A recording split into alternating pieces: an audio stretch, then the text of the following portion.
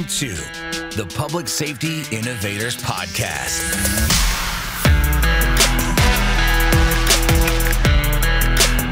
Connecting you with experts and trendsetters who are leading innovation in law enforcement, private security, and personal protection.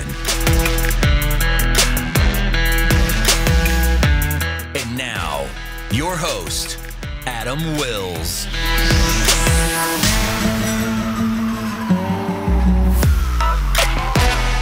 Welcome back to the Public Safety Innovators Podcast and episode 29. On today's show, I will again be interviewing therapist Lauren Rich for the third and final session of our mental health series. I have to chuckle a little bit about this session because I suspect it will play out more like you are getting to be a fly on the wall in my own therapy session.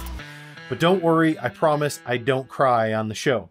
Our focus for today's episode is on transition from law enforcement to the private sector or copreneurship and some of the inevitable challenges that are faced when leaving a career in law enforcement.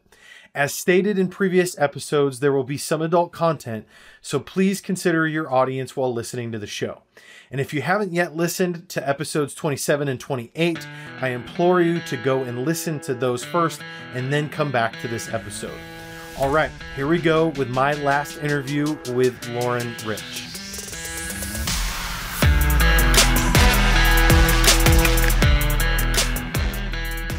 Welcome to the Public Safety Innovators Podcast. We have Lauren Rich on the show again for a third time.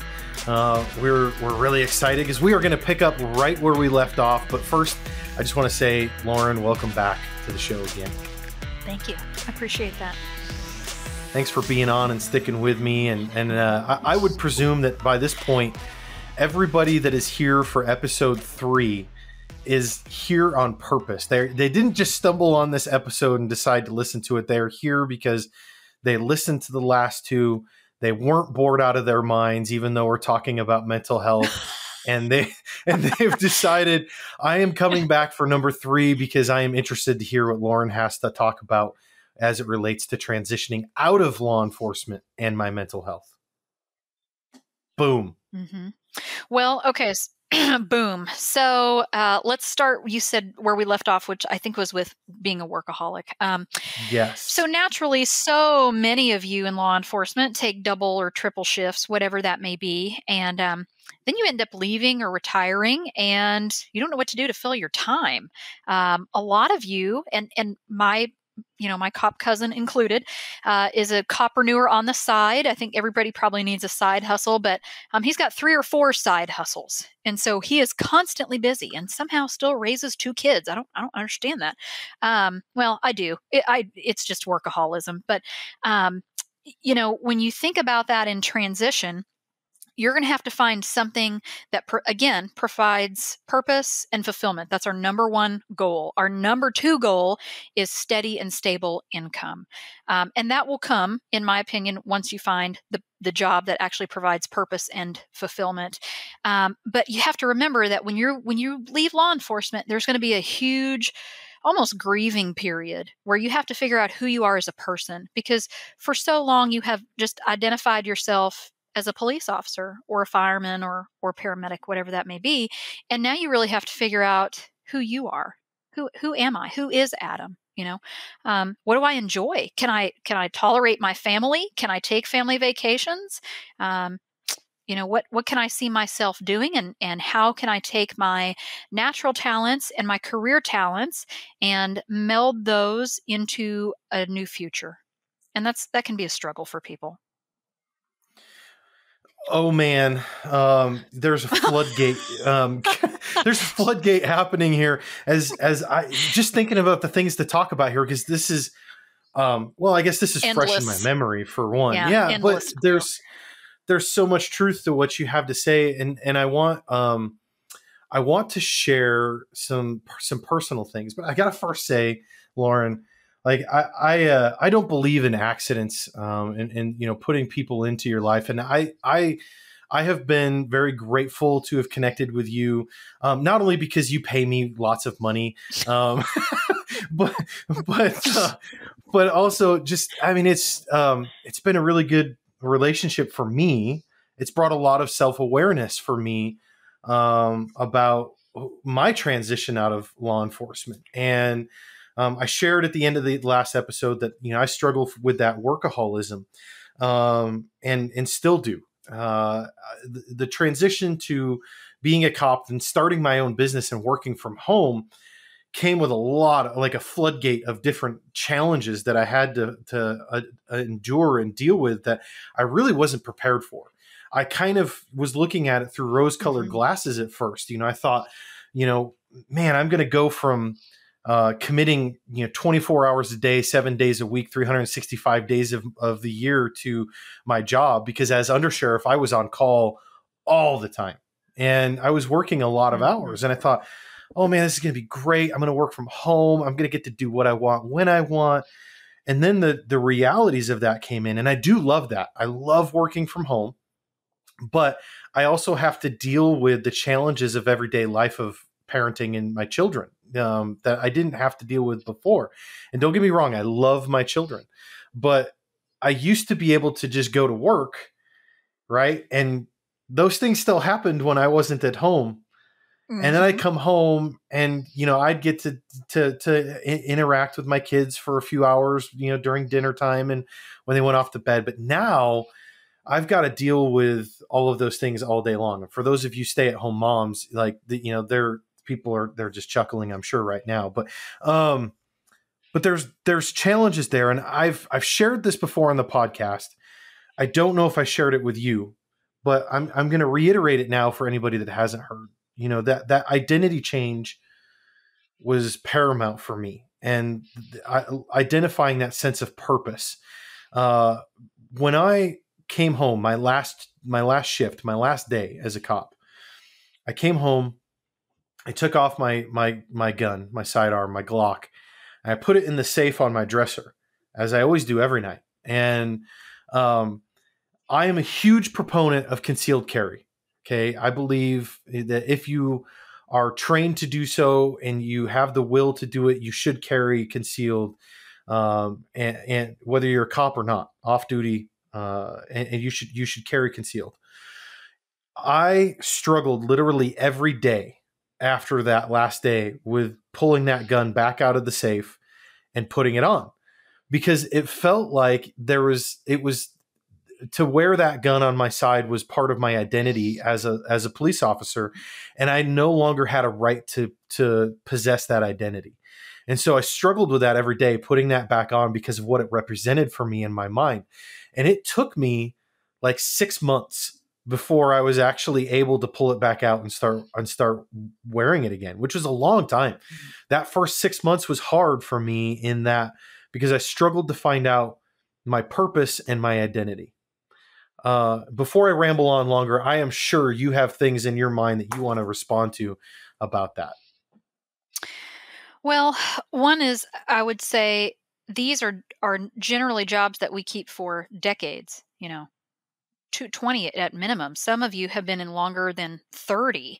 And so to think that it's going to be an easy transition overnight is just simply that's not even reasonable. And the same thing goes for military people. I should have transitioned by now, Doc. I've been out for 3 years. Well, you were in for 31. So let's take this into, let's scale it, shall we? And so it's going to take a while. Life is not going to be necessarily comfortable like it was before. And you'll have to find a new role. I think the largest role, though, is realizing that you're not the behavior police anymore. And that when people do something that you don't agree with or breaks the law, it's no longer your job to correct them and inform them that what they're doing is wrong or a violation of the law. That's not your job anymore. And so, that's a totally different piece than actually having to find purpose and fulfillment. Part of the issue that I see with people when they initially come in the first couple sessions, they whine and, how fucked up am I, blah, blah, blah, blah, blah. And normally my response goes a little something like this. And sometimes I even touch them on the hand or on the shoulder or, whatever that is. And I look real softly into their eyes and I say, Adam, this is the one and only time I'm going to tell you this. You are not fucking special. You are like everybody else who struggles, who has symptoms, who doesn't know who they are. There is nothing unusual about what you're going through, you know? And so in that instance, you need to be talking to other copreneurs who have already left and gone before you, who have already learned the hard way, or maybe they would do things differently. Take advantage of their knowledge and hit them up and say, I want to leave the force in 2 to 3 years. What would you have done differently in your final 2 to 3 years that I should be aware of? Maybe join a community of like-minded individuals.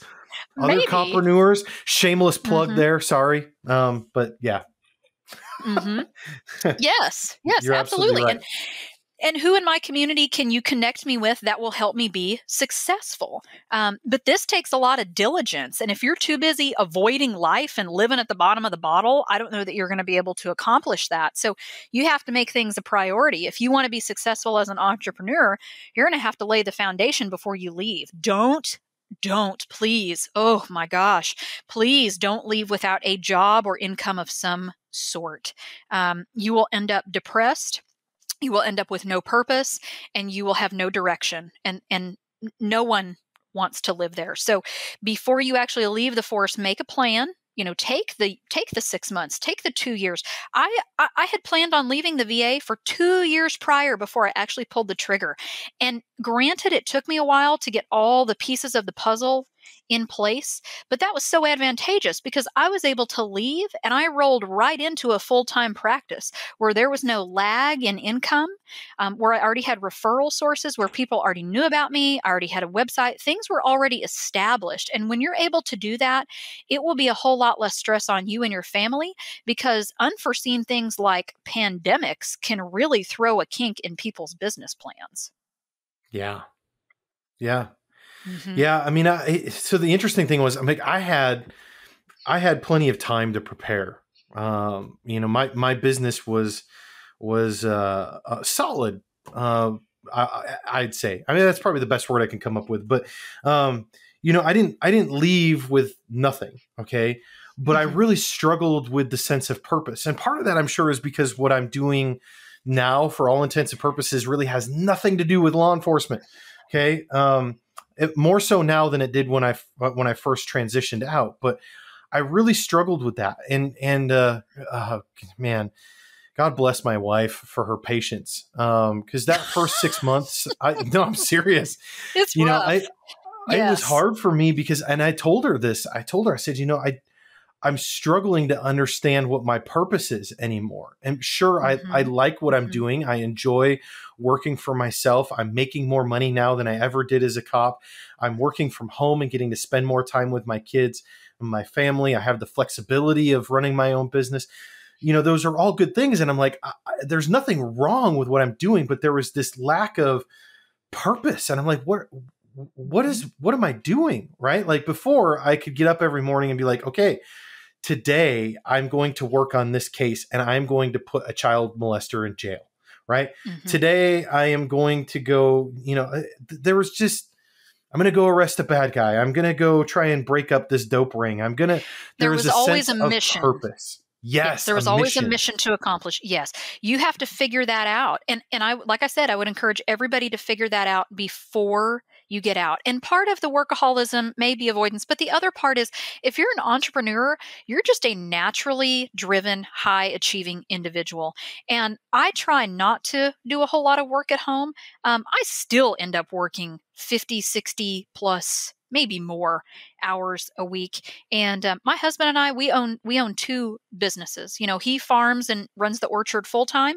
And that's a different type of workaholism. And then I have the practice to run. And that's simply how high achievers are. Their brains never stop. They're always thinking about what they want to accomplish and how to get there. And that's an okay thing. We just want to make sure that we're doing it out of being a high achiever and not necessarily doing it out of avoidance of symptoms or past trauma. Yeah.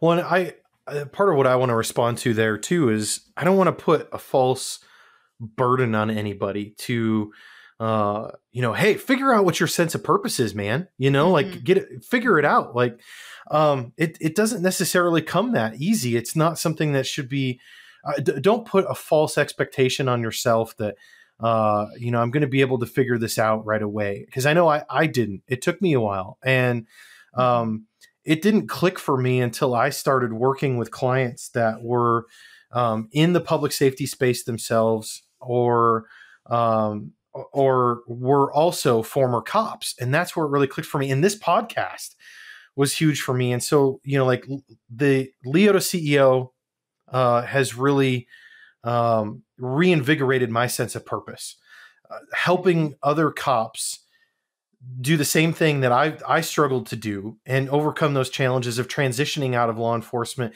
starting their own businesses specifically, and growing a successful business to 6 figures and beyond. That is my sense of purpose now. And that's my tribe. And I'm like, hey, I get to help out my own tribe. And so now my sense of purpose is reinvigorated.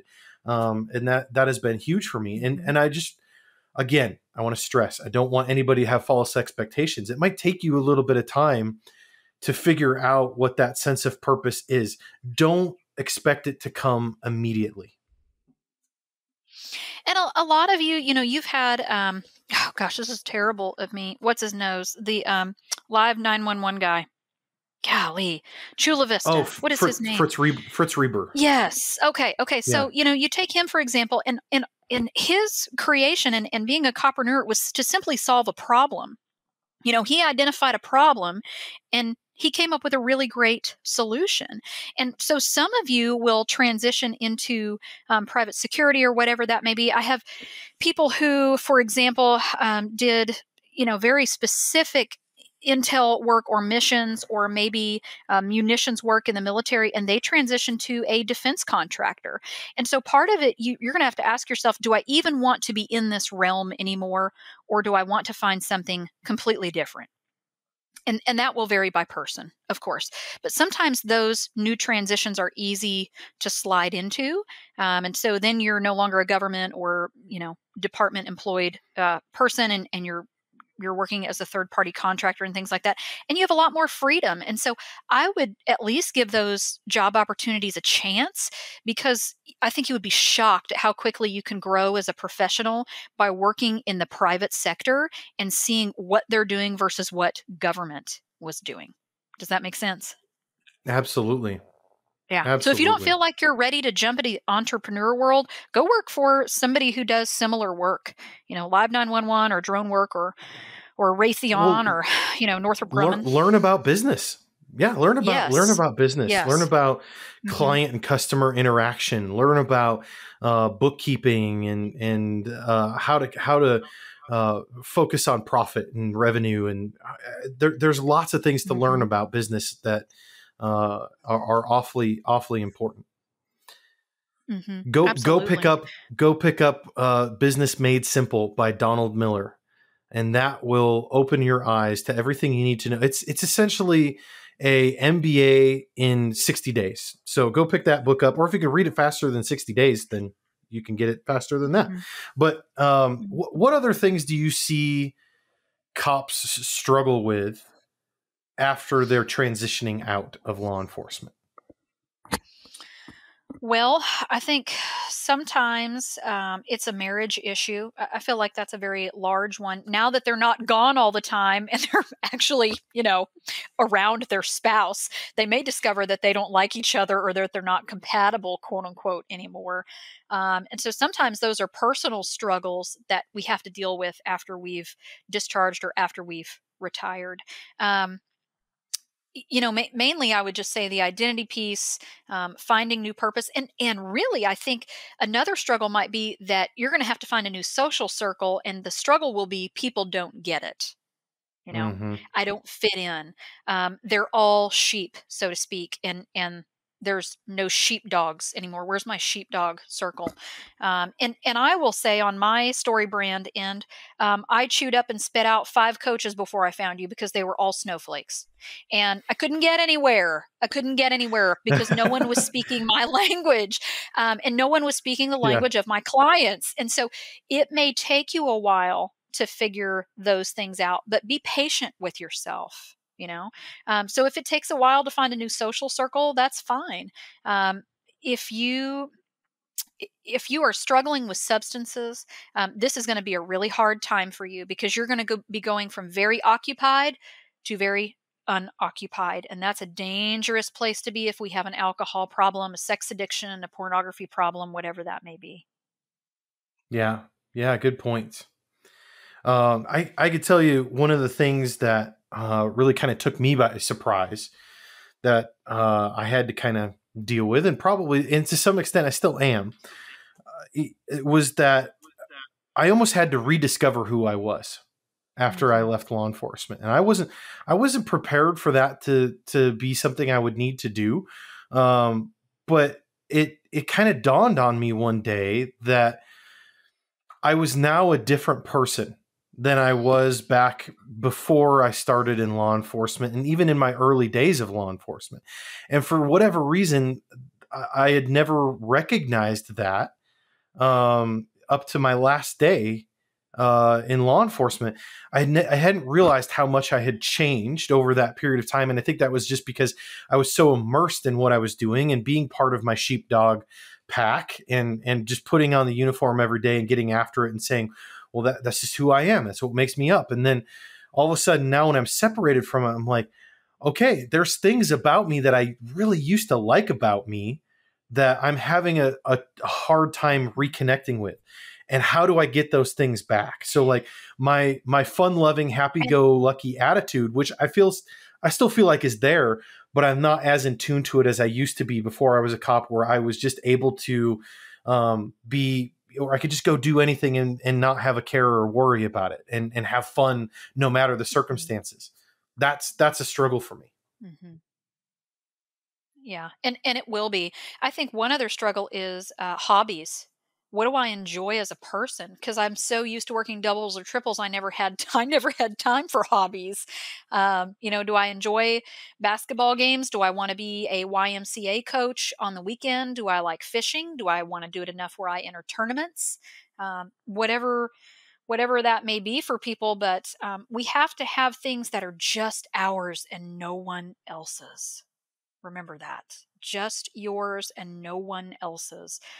So if it's fly fishing or deer hunting, whatever that may be, race cars, carpentry work, boy, you want to talk about some expensive hobbies. My gosh, gunsmithing, hunting, and carpentry, I think, are the top three most expensive in my wife opinion. And so you can sink $5,000 into carpentry and woodworking and lathes and lumber pretty easily, so figure out what you like, and that's where passion is, in my opinion.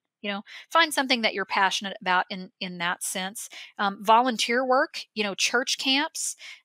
If you have a youth police academy in your town or in the county, or maybe you want to start one where high schoolers sit through a week of what it would be like to go through a police academy. I went through two when I was in high school, a local one and then one at the state trooper level. And I loved those. I thought they were great. I thought they were a great time. So if you want to volunteer for that or start that, that would be beneficial for kids in your area. Find something. Make your time here on planet Earth, the remainder of your time here on planet Earth, justifiable. Because simply existing, like I've always said, simply existing is not enough.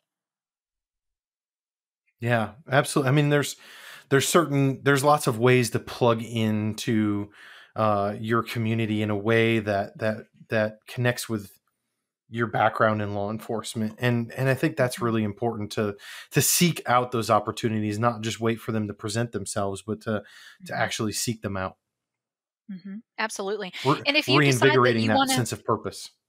Yes. And if you decide that your purpose is in barbecue grilling and you want to go to championships in the tri-state area and get yourself a little trailer and smoker, by all means, you do that. If that is what helps you get out of bed in the morning and you feel good about that, and it's an honest and upright act, then by all means, go do that. And don't listen to what anybody else has to say. Yeah, for sure. So I can remember back one of my very first FTOs told me something that just stuck with me throughout my law enforcement career, and obviously to this day. And he told me, he said, if you want to survive, if you want to make it through this career, have a plan to kill every person you meet. And while, I've shared that with a couple of people, sheeple, if you will, and they were horrified by that statement. But I mean, there's certainly a reality to it, and there's an application behind it. Maybe it's a little bit extreme depending upon where you work. I mean, there are some parts of this country that are war zones or worse than war zones. But nonetheless, that statement, have a plan to kill every person you meet, is demonstrative of this idea that, or maybe it's a mindset, I'll say.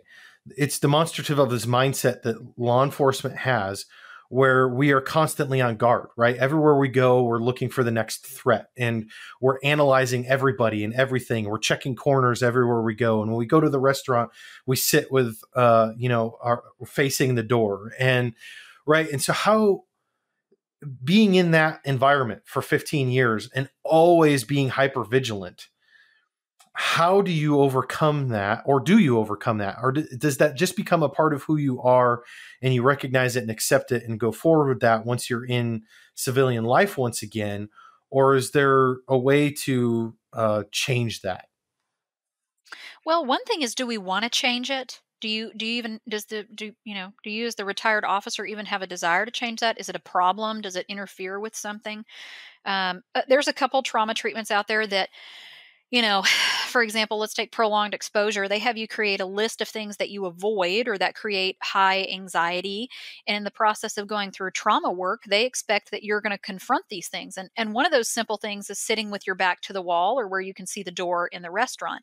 And personally, for me, when I started out doing that, I kind of saw the purpose in it. Okay, I get it. We're working to not feed into the symptoms, and I'm for that. But does it really matter? Does it really matter? Is it interfering with life if I sit on a preferred side of the booth? Yes, the treatment modalities, the entire goal is to overcome trauma, and that's a piece of it, is confronting irrational ideas that we're always unsafe.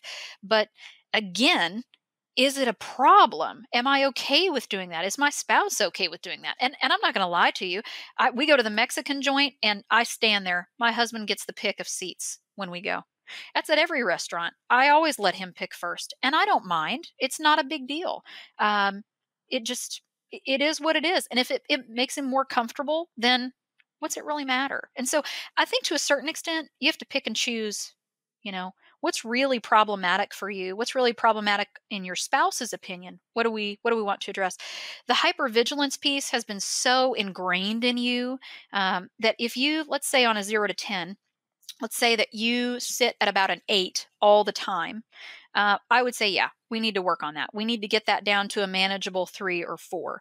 But if you're already working and living at a 3 or 4, and you just have a little bit of heightened anxiety when you're in public, those things actually keep you safe. We don't want to completely disarm you, so to speak. And I tell my guys who are on repeat deployments, like my Department of Army program that I work with, they are such repeat deployers that in between deployments, we don't necessarily work on major trauma. We just work on everyday life issues, because I don't want to send them back out there having taken away this skill set that helps keep them safe. And so to a certain extent, while it may be a detriment at times, it also keeps us safe, quote unquote, or maybe safer, helps us detect threats. If it gets to the point where we are falsely detecting threats all the time, or we're to the point where we legitimately think that living in that place will prevent bad things from happening, we probably need to confront those irrational ideas. Because the bottom line is, it doesn't matter how hypervigilant you are, it doesn't keep bad guys from being bad guys. Yeah. Well, that's a good point. I mean, it's not something that's detrimental as far as I'm concerned. I mean, at least that part of that hypervigilance, unless it's, overdone, like you said. But you don't want to take away a skill set that is benefiting you, or in the case of law enforcement, especially, it's benefiting the community, right? So even if you're retired cop, you go to the Applebee's and you decide to sit facing the door so you can detect a threat. Well, just because you're not a cop anymore doesn't mean you're any less viable to address whatever threat may come through that door to bring harm on everyone else You that's in may that give restaurant. up your badge, but you're still a sheepdog. Yeah. Yeah. Yeah. That won't change. I don't know that you can undo that either. I think some people, and either you're born a Marine or you're not. Either you're born a sheepdog or you're not.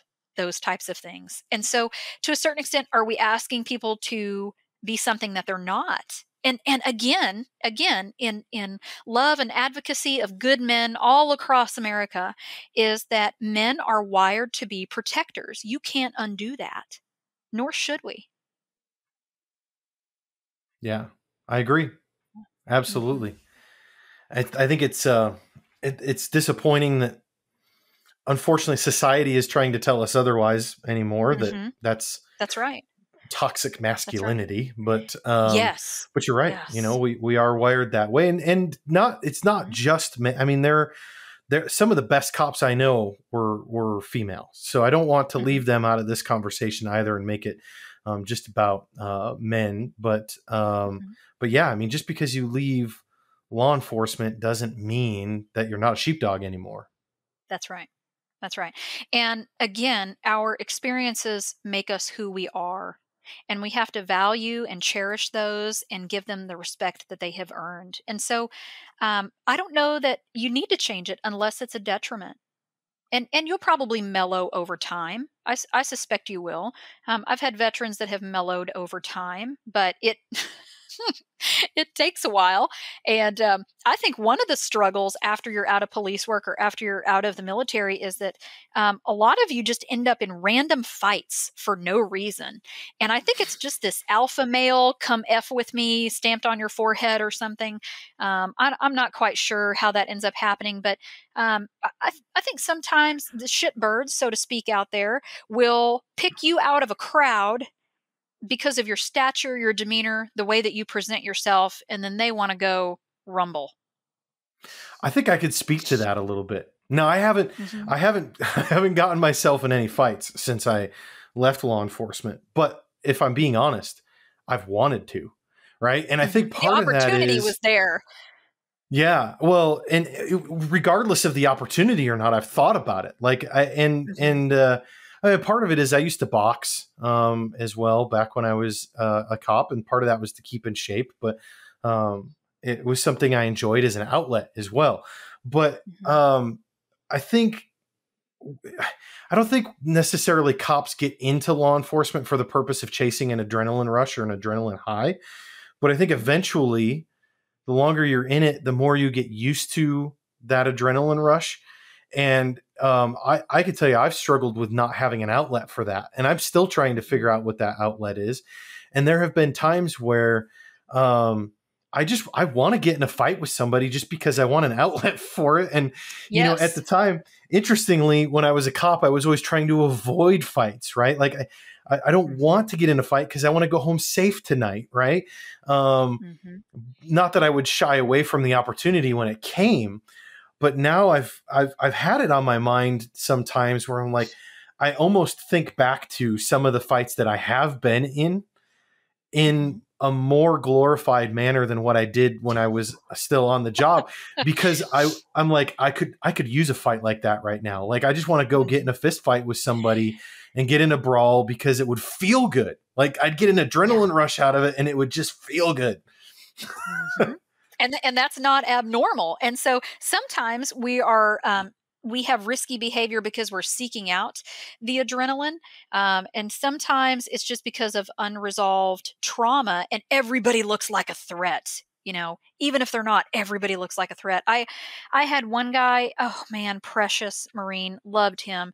3-time deployer when he was enlisted, and then went back as a defense contractor 3 more times. And so we're talking a total of probably 6 years of his life, maybe 5, where he was over there, Iraq and Afghanistan, major trauma. And I remember him saying one time, "I'm just waiting for the next motherfucker to piss me off so I can knock their teeth in." I am ready to go. And some of them describe it as if it's an electrical charge in their body all the time. And eventually what ends up happening, in my professional opinion, post-trauma, I once could it's see it stored in that our way. nervous system, is that we have to externalize it in some way. And so we just need to make sure that that's a healthy way. We need to make sure that that's not our boss, our wife, our children, or any other human that's not, voluntarily involved. And so if you can find something like jujitsu, boxing, where you can externalize that energy and you can still get your high, so to speak, the high will never be identical. Okay, just know that. The high will never be identical as to wrestling down a druggie on the streets of Chirac. Okay, it just isn't going to be there. So you have to remember that the new externalizing of energy, the new high, the new chase, so to speak, of chemicals is never going to be equal to chasing down a druggie on the streets of Chirac. That just is not going to happen. There's too many variables to make that extra exciting. So if you can go to the gym, if you can immerse yourself in jujitsu, martial arts, boxing, whatever that may be for you to externalize that energy, by all means, go do that. And if that still isn't enough, go get your A card, go jump out of planes, go join 3-gun shoots where it's timed and you have to race against yourself. Find something that still provides you with that outlet, knowing that it will never be identical to what you've already experienced. I've been tempted a time or two to see if my Honda Pilot can go 130 miles an hour, but I'm guessing you would say that's probably not a healthy outlet. Well, it depends. It depends on where you are. Are the kids in the car? Are the kids in the car? Yeah, I mean, probably not. I'd prefer that you just go jump out of a plane. That would be my preference. I'm not sure I could actually get up the guts to do that, if I'm being really honest. Yeah. Well, find something. But yes, guys will describe it as if I'm carrying around an electrical charge, and I'm just ready to rumble at any time. And so part of that is because of your heightened anxiety, but the other part is because of the chemical chase and just a lot of changes going on. So be very patient with yourself, be good to yourself. If you're married to a cop, please don't retire at the same time. Please, please, please. Just let somebody go first, wait a couple years, and then let the second person retire, but don't do it at the same time. It's too rough. Yeah, I can see how that would be a powder keg for sure. Mm-hmm. So, I mean, I don't think I would have ever described it that way on my own, being like carrying around this electrical charge.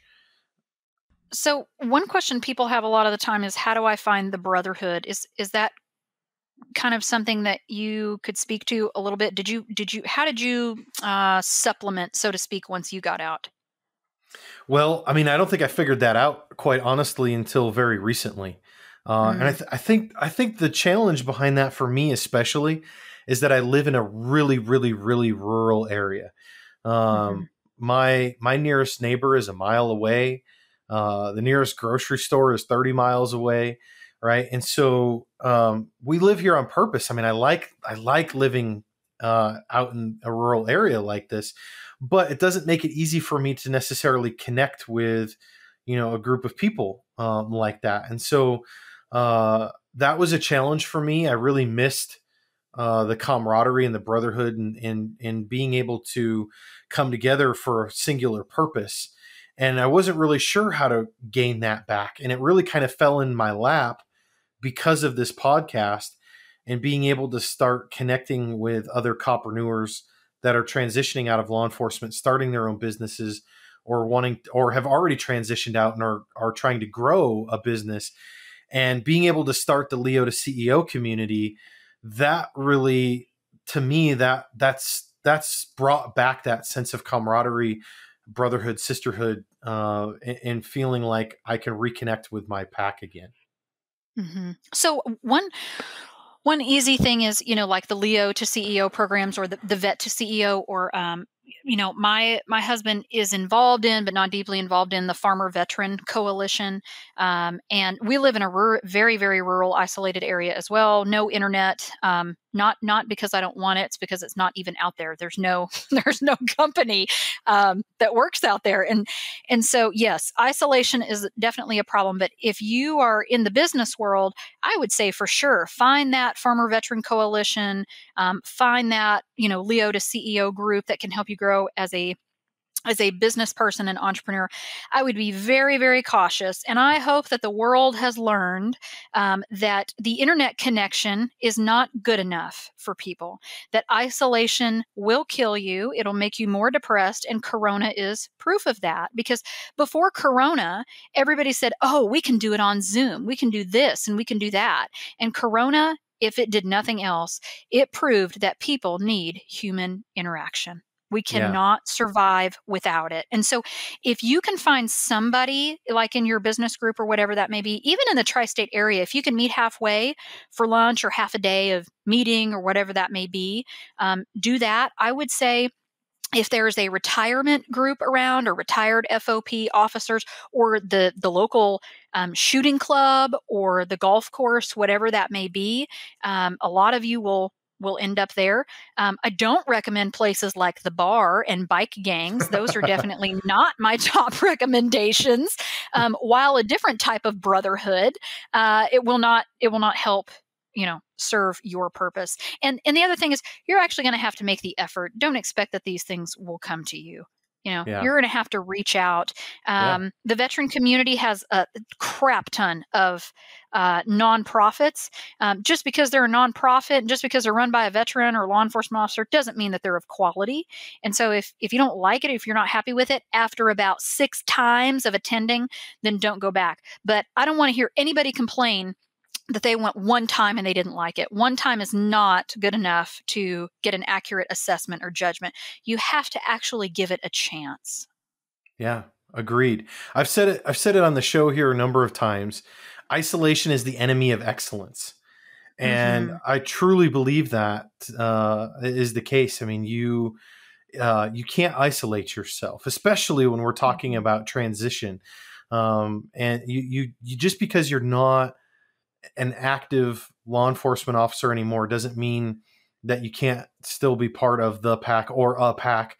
But to isolate yourself entirely is very, very, very detrimental. I would completely agree. And as a solo practitioner, I do everything in my office. I'm the janitor. I'm the biller. I spent 2 hours on the phone with Medicare before I got on with you. And so I'm literally doing everything. The problem is I don't see anybody else throughout the day. And so I have a couple colleagues that we get together once or twice for lunch or dinner throughout the month, just to visit with each other, see each other face to face, talk about cases or things that we struggle with. How do I be creative? I've tried this, I've tried that. Because when you work alone, that can be really, really hard to make new connections. So just remember that, yes, isolation kills. Absolutely. Yeah, absolutely. So I want to circle back to something that you mentioned in episode or session 1, I guess, with you. Now we're in session. Yeah. Looky there. We are in session. So yeah, since in session 1, you said something that I think has a powerful correlation here, and that was that one thing you see that happens a lot of time with vets who are returning from a combat zone and are transitioning out of the military. They don't know what to put on a resume. They don't know what their skill set is and how that translates to anything else outside of the military world. And I see that here as well in law enforcement. Not only did I think that incorrectly about myself when I was transitioning out, that I had no other skill set. What else was I going to do? And how was I going to relate that to life after law enforcement?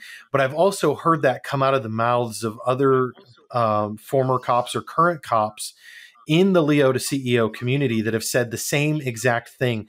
And I have had to respond to them and say, nay.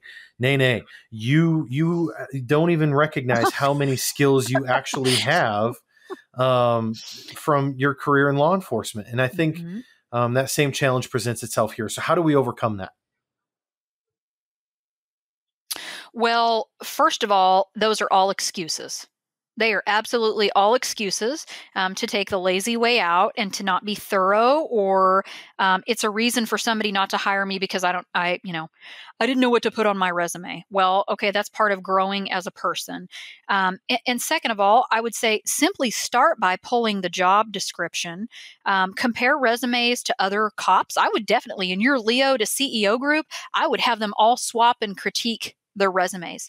And I would be very particular about verbiage and context, because I would be putting things like excellent customer service skills. You would never think that, but you have to have customer service skills working in law enforcement. You have to have multitasking skills. You have to have leadership skills, communication skills, thinks quickly under stress, handles high stress scenarios well, was awarded such and such and such and such for, creative problem solving or whatever within the department. I mean, the opportunities are endless when it comes to that. And for one thing, I would say, and I actually didn't make this as a note, but I'm glad you asked. So there's a book called StrengthsFinder 2.0, and it's by Tom Rath, who also wrote How Full Is Your Bucket, which is about thought processes and negativity and working with others. It's a great book. StrengthsFinder 2.0 utilizes strength psychology. And this is how it works: is you buy the little $10 or $12 book, or I think you can even do it online now. I've had it so long that you bought the book back in the day and there was a code in the back and then you could take the quiz online. I know they still offer that, but I think they offer the online quiz and maybe the digital version. And it will tell you your top 5 strengths. That comes right with the book. It has 40 of them total. So you can pay a little extra for that. And I actually put those on my resume. And you know what my top 5 are? Empathy, individualization, relatability, interconnectedness, and whatever the other one is. Yeah, my number 40. Yeah, makes sense, right, for my job. So those are things that I actually list on my resume. When I have a KSA section, I put those blatantly in the resume in bullet points. When I looked at the full 40, you know what my number 40 was? What's discipline. Oh, okay. Yes. And so I know what I need to work on, and I know what I need to make better as a result. So how do you relate or translate shit magnet onto a resume?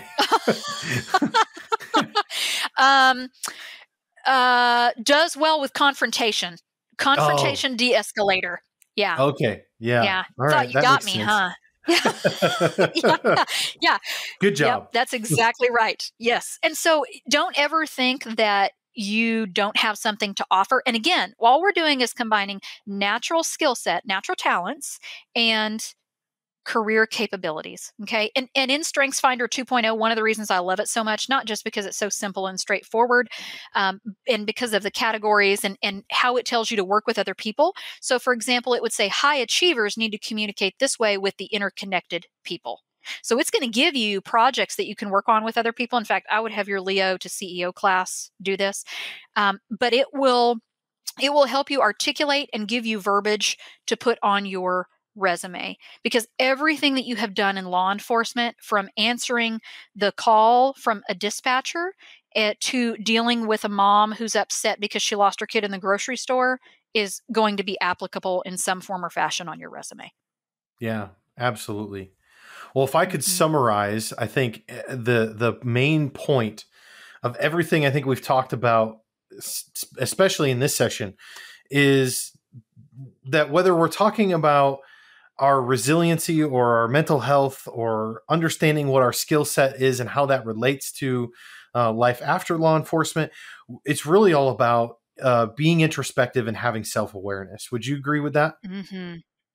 I think that's a lot of it. If we don't have enough self-awareness to know what our problems are, what our strengths, our weaknesses are, then we're never going to be able to correct those. And I always challenge my guys, because you have to remember that in the military, perfection is everything. Because in some categories, specifically with the corpsmen who are medical or medics or the EOD world, if it's not perfect, people die, right? in the corporate world and even in farming and working in an orchard like my husband does, perfection is the enemy of profitability. When you are so focused on every single detail, you're going to get lost in the weeds. You're not going to be able to be productive because you're too busy worrying about a small, um, a small detail that maybe doesn't have a large impact. And then you're slowed down in your thought process and your productivity. And so remembering that it doesn't have to be perfect. Everybody is a work in progress. And then my follow-up question to them is, are we better people when we focus on our strengths? Are we more marketable when we focus on things that we're really good at? Or are we more marketable when we work to correct deficiencies? And I believe that correcting deficiencies is as equally important as highlighting your strengths. That is an excellent quote. Perfection is the enemy of profitability. I wrote that down because, I certainly think that it reigns true a little bit more on the military side. You said when it's not perfect, people die. And that truth does exist in law enforcement as well. Maybe not to that same severity by any means, but there is still a sense of perfectionism that occurs in law enforcement. And part of that's because we're all type A. And so there's this sense of perfectionism. And I think you're right. If that gets carried over into your private sector life, whether you're working for somebody else or running your own business, yes, that can be an asset to you, but it can also be a liability if applied inappropriately. Yes. And in the world of farming, it is constantly adapting. And I use that because, when you think about the ongoing list of being a business owner as a farmer and the ongoing list of being a copreneur, some tasks are never fully, quote unquote, completed. They are simply on the list in an ongoing manner. And you have to be okay with that. You have to be okay with not necessarily being task oriented, but being goal oriented. And so your task may not be complete by the end of the week, but your goal may still be reachable. Does that make sense? Yeah. Yep. It absolutely does. And there's a very big difference. There's a very big difference between being goal-oriented and being task-oriented. Man, Lauren is dropping some bombs on the show right now. Awesome. Thank you. That's great. You're just excited for free therapy. I am. Thank you. I needed this so bad. Your wife will be excited. Your wife will be excited too. So, I mean, really what we're talking about here, we're talking about resiliency, right? And so, resiliency isn't something that comes naturally to us. And that's that's where you come in. That's where somebody like you comes in. Resiliency doesn't come naturally to us. And that's where you come in. Why on earth would you think that? That resiliency doesn't come natural? You don't think it comes natural? No, I mean, I think it's trained. Absolutely. I think you're either born with it or not. I don't know that I can teach resiliency. Well, tell me about that. Yeah. Let's talk about it. Well, look at all the law enforcement careers. How do you tolerate 15 years of bullshit with the public and being beat on and hated on and criticized on social media? What gets you through that? Okay. Fair point. Keep unpacking what gets that. us through? Yeah. Well, what gets us through trauma? What keeps us from committing suicide? What keeps us from ending up at the bottom of the bottle every single night? I would have to say resiliency. So you would argue then that I would argue that all of you are resilient to a certain degree. Okay, but certainly we can achieve a higher level of resiliency through education, training, knowledge. Oh, yes. There's always room for improvement. Right? Yes, always room for improvement. But I think either you're born with it or you're not. And part of that proof in the pudding, so to speak, is that when you see kids come out of awful neighborhoods or awful homes, whether rural or metropolitan, you may have 4 children in a home and 3 of them end up, on the jail rotation or on the prison rotation, but 1 somehow is able to be a successful, healthy, functional adult who holds down a job. How is that possible if they're all raised in the same environment with the same poor parenting, with the same trauma and abuse? Yeah, they must be resilient. And maybe that core is resiliency. I mean, I would respond to that by saying nobody is a victim of their circumstances.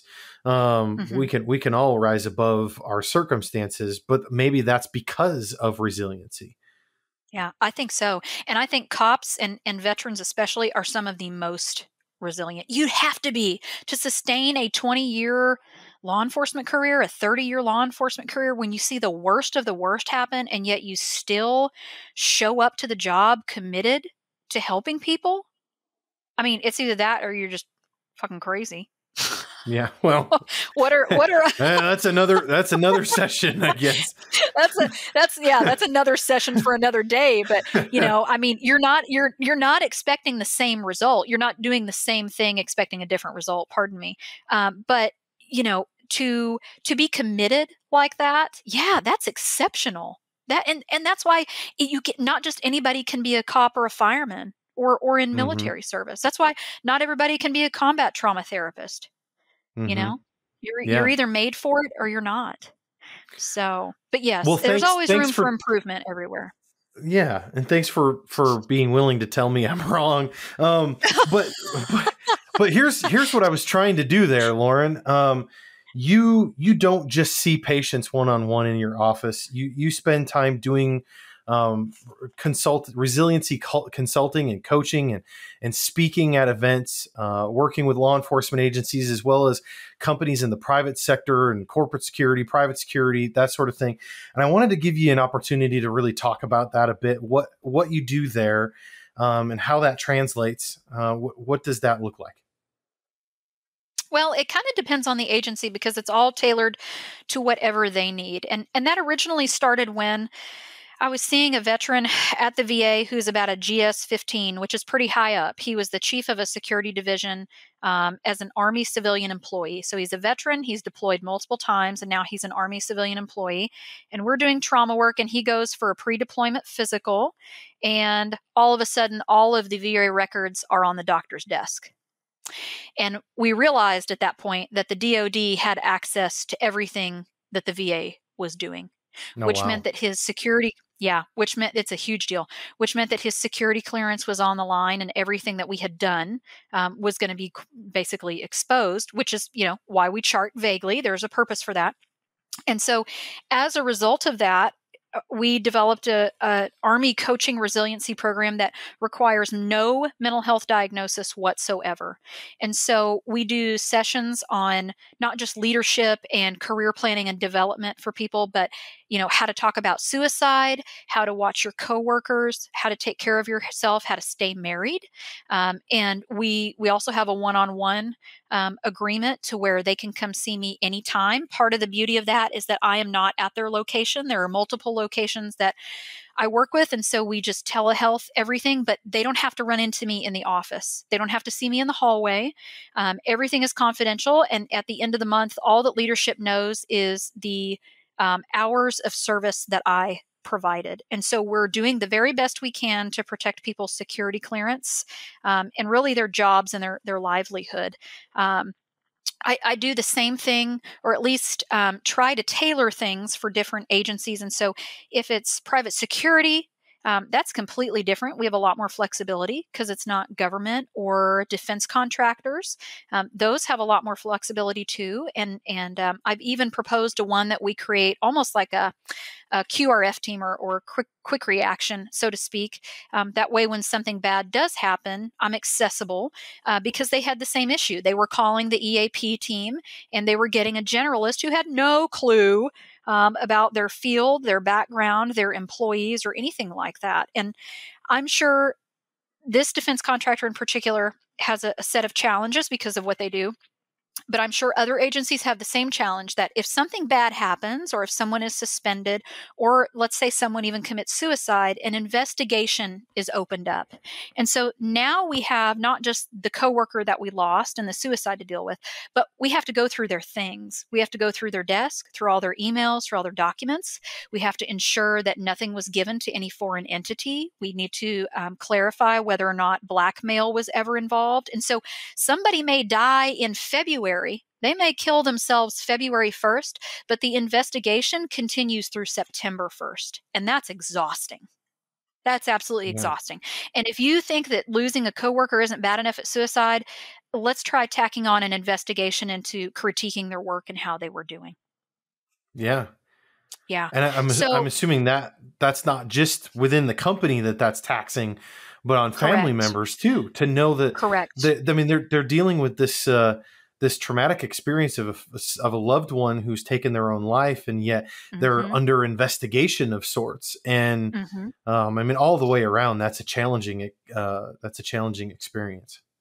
Yes. And so a lot of times the briefer or more brief trainings that I offer are simply on resiliency, how the company can take better care of people, ultimately increasing retention and decreasing attrition, saving them, money essentially in the long term. For those who have extra special needs, like security clearances, it's more of an ongoing basis where they can contact me anytime.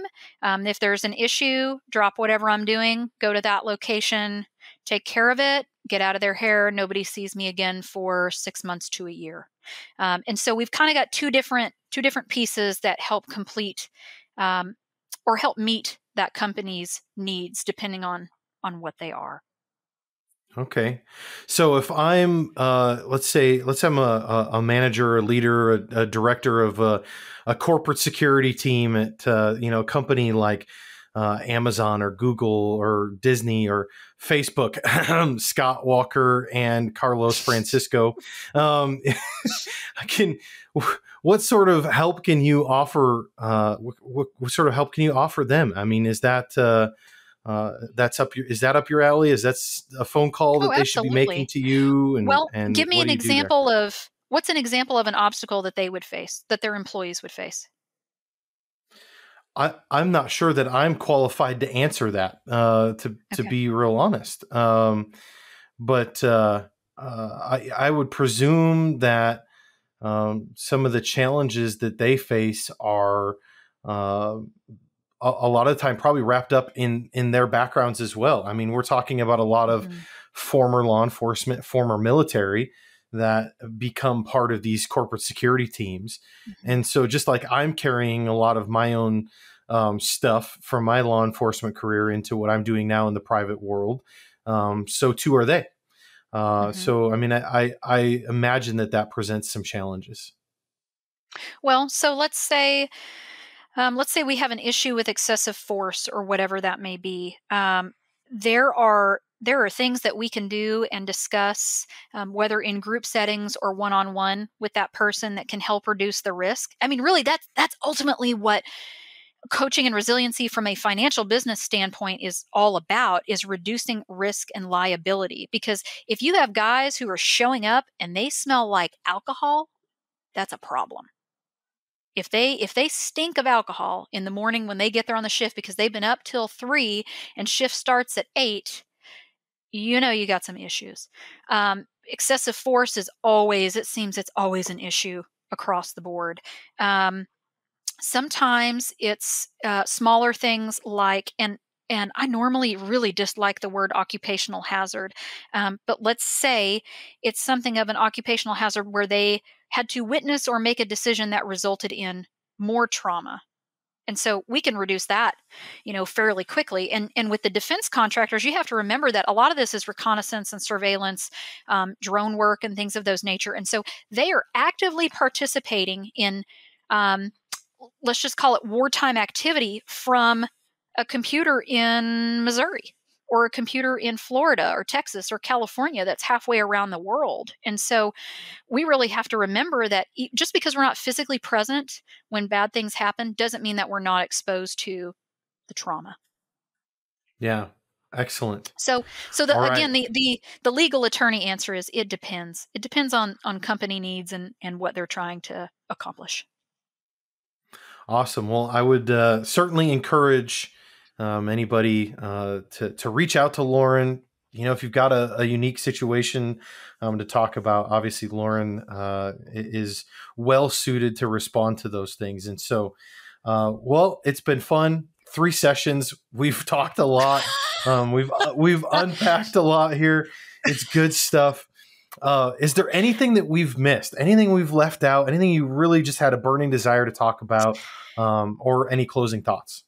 I think the only thing that I regret leaving out of section 2, and closing thoughts on this is the suicide discussion. And I'll say this because I want to set people's mind at ease at least a little bit. So there is a huge spectrum of suicide. Okay. Now, considering that suicide numbers outweigh line of duty numbers, I feel at least obligated to say this in the last couple of minutes. So in the spectrum of suicide, there is ambivalence toward life on one end, where I really just could not give a shit if I died today. I don't have an active plan, but if I die in a car wreck on the way home, I'll be okay with that.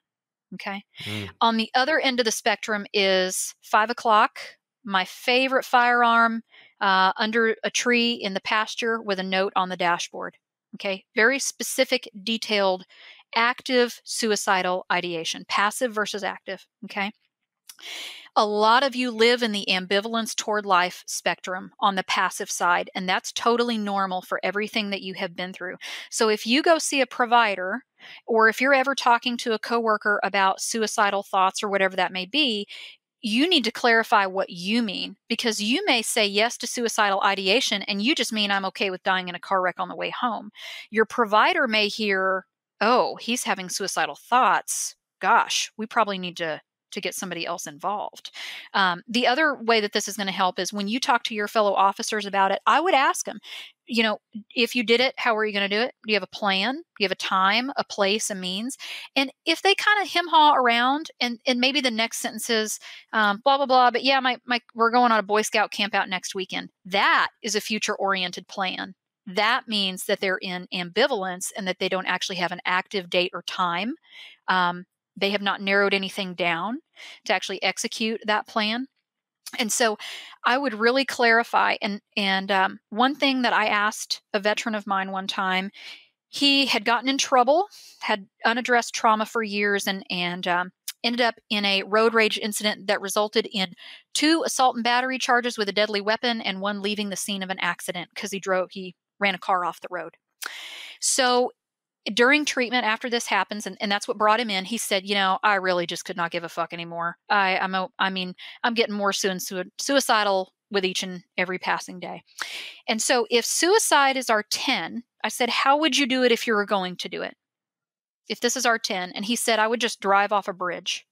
And I said, okay, how are we going to know when you and I can no longer handle that? How are we going to know when you actually need help?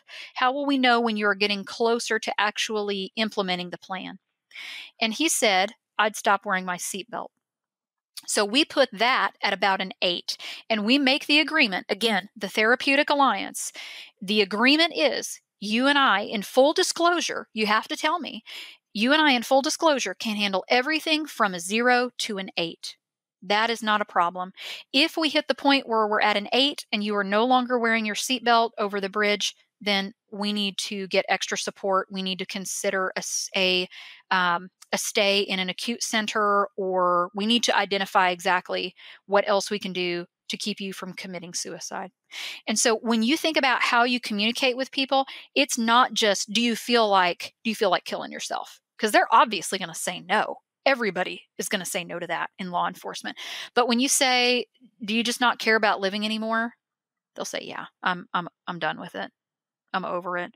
I have a plan. This is who's going to take my kids. My will is set up, those kinds of things.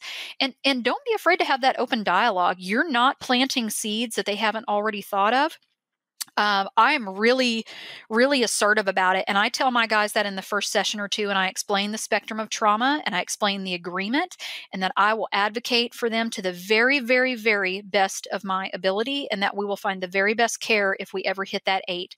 But they have to be honest with me. I can't do anything for them if they are not honest with me. And so in your law enforcement world, considering the growth with suicide and the numbers where they are, you all need to be clarifying with one another. You need to be communicating openly, and you need to say, where are you on the spectrum? Are you living in passive suicidal ideation? If you are, that's fine. Or are you living in active suicidal ideation where you just want it to be over as quickly as possible? That's a good distinction to make. Yeah, it is. And providers don't do a good enough job at that. They just ask the question, and a lot of providers freak out when they get the answer. And that's on them. That's on them for not being comfortable enough with the topic to discuss it openly. That's a provider flaw. Yeah. And another area of which it demonstrates their lack of understanding of the clientele in that profession. Mm-hmm. Yeah. Absolutely. Absolutely. So don't forget that.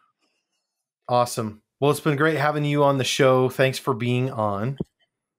You're welcome. We'll Thanks see what we can cover. You're welcome. We'll see what we can cover in next session. All right. Well, why don't you remind everybody on our way out how they can contact you? Where do they find you and get in touch? Sure. So if you have a specific question, the easiest way is just through email, office@laurenrich.net. I try to be diligent and respond within a couple of days. You can always call me. That's hard. Most of the time I'm in session. And then you can follow and anonymously follow and get information and mental health answers on YouTube or on the Face Space. And I think I'm on Parler. They tell me I'm on Parler. I don't know how to work it, but I'm on it.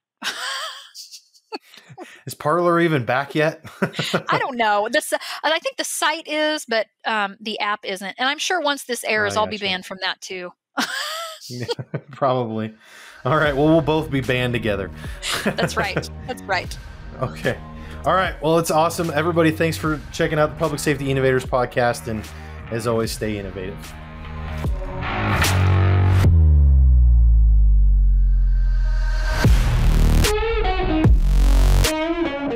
Hey, thanks for sticking around till the end of the show. If you enjoyed this episode, please consider leaving a review at psi.chat/review. I would love to hear your feedback, and it will also help other public safety innovators like yourself find the show. Be sure to check out the show notes for this episode. Just go to psi.chat, click on episodes, and search this episode number, and you'll find all the links, descriptions, and resources we talked about. And if you haven't already, make sure you subscribe, and you'll be notified when the next episode is live. Thanks again for tuning in, and I'll catch you guys on the next episode.